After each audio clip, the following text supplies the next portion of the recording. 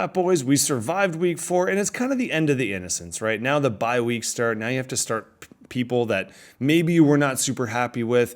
Injuries are playing a massive toll, so if your team survived, congratulations. I know the NFL survived Dublin, at least that's what I've heard, and now they're ready to start the European swing, so lots to talk about. NFL stories, then us, then we'll look to the future that is filled with injuries and byes.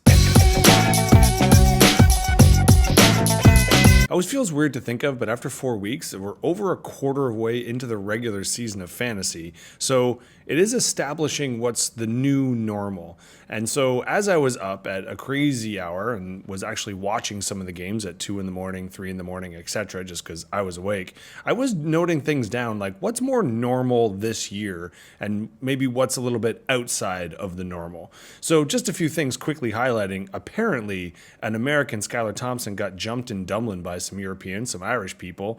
Meanwhile, in the U.S., a bunch of the U.S. fans were just going horrible versions of themselves on the Ryder Cup Europeans. I guess Euro-American relations, that's our new normal. Kickers and what they do to the balls now.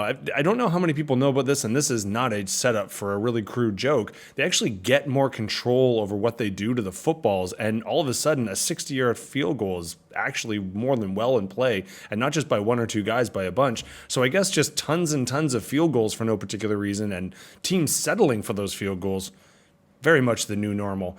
Speaking of field goals, we had talked about blocked kicks seeming really, really normal. I was watching the Chicago game, and I know we have some Chicago fans watching, so I'm not going to crap on it.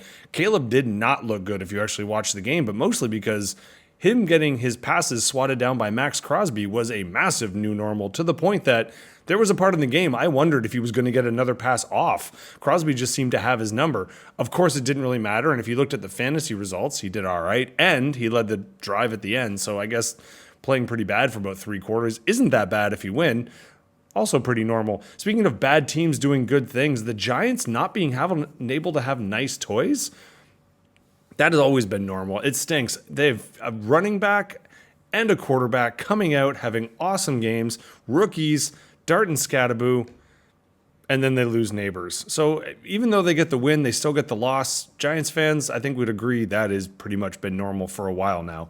Our fumbly Ravens, if you watch the Ravens play, the weirdest team to watch. Their first drive looked absolutely dominant, like the first 3 quarters in Buffalo. After that, I don't even know. Fumble, hamstring tightness suddenly, and they didn't even talk about it. Lamar's just out. That's not normal, but I guess that's normal for this year. Do you start Henry still? You kind of have to. There's a couple guys like that. Speaking of someone that you start and then you immediately regret starting, the Eagles are just not fun to watch this year. That's our new normal. They play the game like Army versus Navy in 1923. It is so dull, and they've forgotten that you actually are allowed to throw it more than 5 yards forward. I think A.J. Brown owners would have loved that one if they can figure that out pretty quickly. Actually, kind of leading off our fumbles and whatnot, I'd be dismissed to say it's not the new normal, but unfortunately, Deshaun Jackson gets references every time someone does something a little bit celebratory at the end and loses it. If you saw Indianapolis and you know Mitchell and what I'm talking about, I will argue, though, he was not celebrating.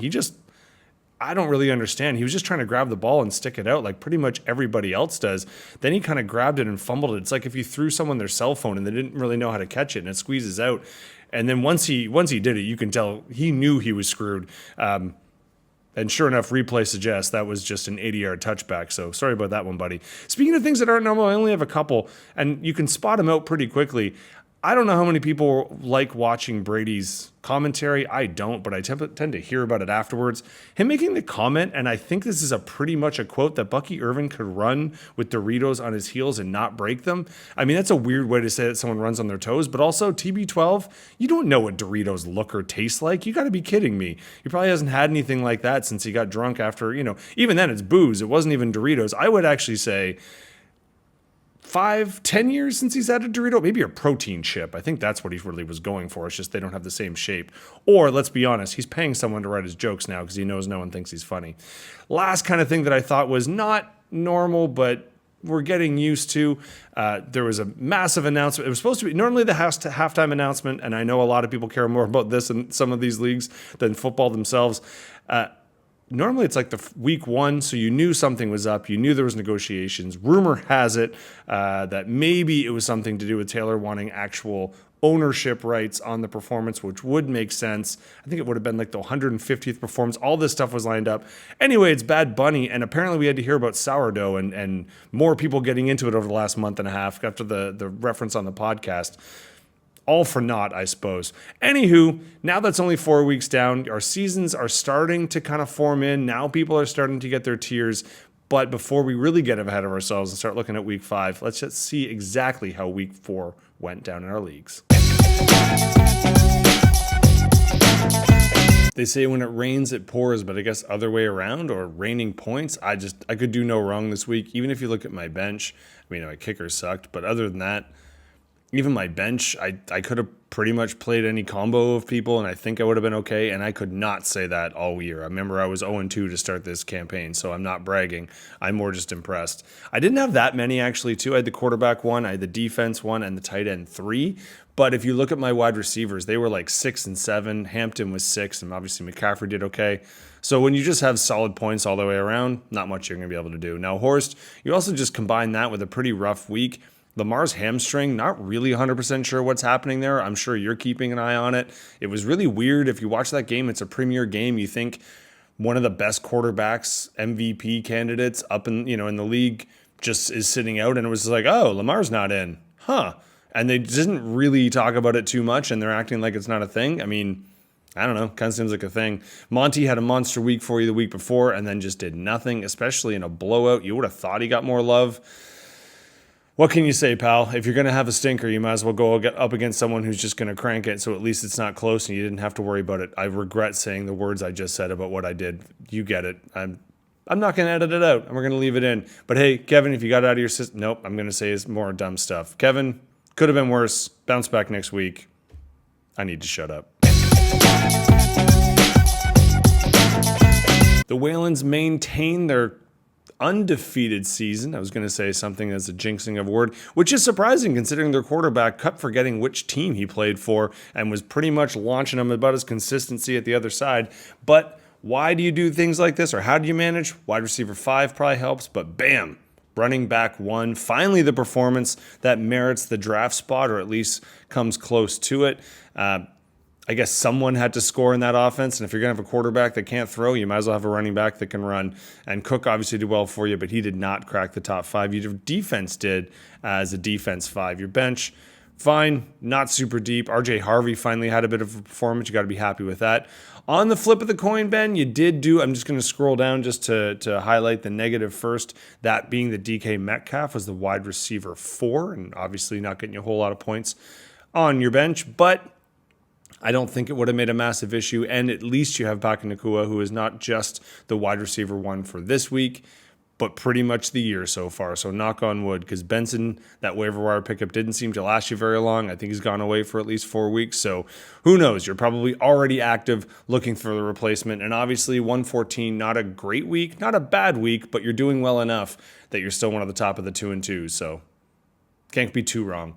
In terms of you, Justin, you would think at this point 4-0 would make you number 1 in the league. It is not. Your name counterpart is, though. We'll get to them later. Jake, a pretty impressive week, especially if you consider you didn't actually get too many monster performances. I mean, Pickens was the wide receiver 2. No messing around with that. Allen was in the top 7 as a quarterback, but you just kind of got points across the board from there. Houston was the defense 2. So put it all together. Absolutely solid performance, 10 over predicted, and you got to be pretty happy with a 3rd overall standing, best of the non-undefeateds. And on the bench, you didn't leave a whole lot there, so you made all the right decisions, although you do have some points in the future, especially when we start getting to bye weeks. For UV, it's just been injury, it's been disappointment, it's been defense that really should have tried to shut down Dallas after that trade and then just played not to lose, and I guess they didn't, but you kind of did there. Now, you did have your upstanding kicker. He was the kicker 5, so way to go. But Neighbors has to be your story. That's not great news. And to have an early in the game, and especially in a situation where he was really looking to try and get that connection with the new quarterback, that's a bummer.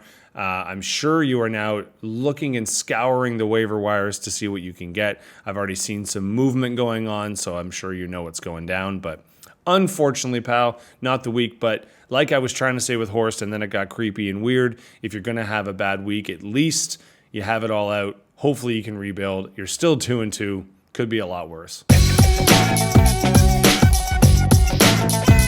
And by that, it could be worse enough that you've changed your team name to make fun of what should be one of your best receivers, or best players, I should say.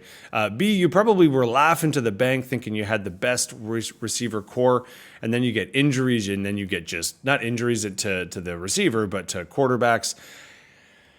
And then just an offensive structure and system I don't understand. Hey, at least Mahomes is having a bit of a year so far. He was the quarterback 5. Bucky Irving, he is in a boot right now. I don't know what that means because he's still predicted for points, so keep an eye on that one. Could just be they haven't formally declared it. We'll see how she works. But aside from that, you just kind of had a general meh. Now, you did also make one bad decision. Fields was the quarterback 3. Could have helped you out there, but would have made a difference? Nope, because your quarterback was a quarterback 5. We do some math, and that's 1. But yeah, no, still would have lost. So you really just needed that position, or those points to come from a different position. I don't know. Maybe a guy who used to catch the ball could have caught the ball, and then you probably would have won. But you didn't. Chaz did. Big win for you, Chaz. You put 1 on the scoreboard, which is great. Now, in the past, you've been successful here because your boy Caleb, like I said, I was not impressed with his game, but at least he came back and led that drive because Rome Odunze is looking legit, and he should be one of the top 5 receivers in the league, or at least top 10. Bijan, though, he was the running back 5, so great job on that one. And Philly's defense was the defense 3. So that was more than enough. I mean, just barely, but still more than enough to take down the cousin. Like I said, when it rains, it pours, and when you got luck, you got luck. Waylon, you wouldn't have beaten a lot of teams this week, but you definitely would have beaten Rothwell, who did apparently forget that you're allowed to start or move people from your bench to your starting rotation when they get hurt. So I don't know if I play him yet next week. I don't think I do, but if I do, maybe I won't tell him yet. So keep it on the DL. I'm sure something happened. Because actually, I mean, for the Bo Nix was quarterback 4. He had the running back 2. This could have been a really good week for Mark. I just maybe would have started someone else other than the guy who's hurt. But Waylon, you took advantage. And if we look through your top 5, I mean, Love had a good game, but it was just outside of the top 5. Javonte, I actually didn't think he'd do that against Green Bay, and he sure did. That was about it, right? You just kind of did enough to get by. Sometimes you just got to choke up, just get over-predicted, and bam, knock out a win. Obviously, you're doing it in a much more emphatic way because there's more than one undefeated team, but you've outscored them, so you are still our number 1. Not of the week, but definitely of our year so far. Speaking of our year so far, just to get a general idea, we still have someone without a win, and we got 2 people without a loss, which at this point in the year, actually pretty impressive. Everything else is pretty normal. Jake is riding pretty high, being the only 3-win team, and the rest of us are kind of just fighting to see how many points you can score on a given week. Speaking of how many points you can score, I don't know how much going to week 5 is really going to enlighten us with all the injuries and Buyapalooza. That is correct. Remember, buys are coming up. I'll talk about that in just a second. We have a lot of movement that is going to start happening. So I don't trust that these are all the rosters that I think will be set. And honestly, someone's got to call Mark. I mean, B, I know you want the win, but there's some subs to be had there. As I said, we're heading on to week 5, and I know when I said injuries and buys in the intro, it did sound like an East Coast Canadian thing, but I definitely didn't mean it to. But hey, that makes you feel like home, Will. That one's for you. Speaking of bye weeks, if you haven't looked, it's Atlanta, Chicago. We got Green Bay and Pittsburgh. Those are actually, 3 out of the 4 are pretty impactful. Some people obviously touched by other ones, but that's 4 reasonable teams. Combine that with injuries, we already had a pretty reactive and active waiver wire. I'd be willing to bet the moves aren't done quite yet. So do pay attention. We have another early game in the UK.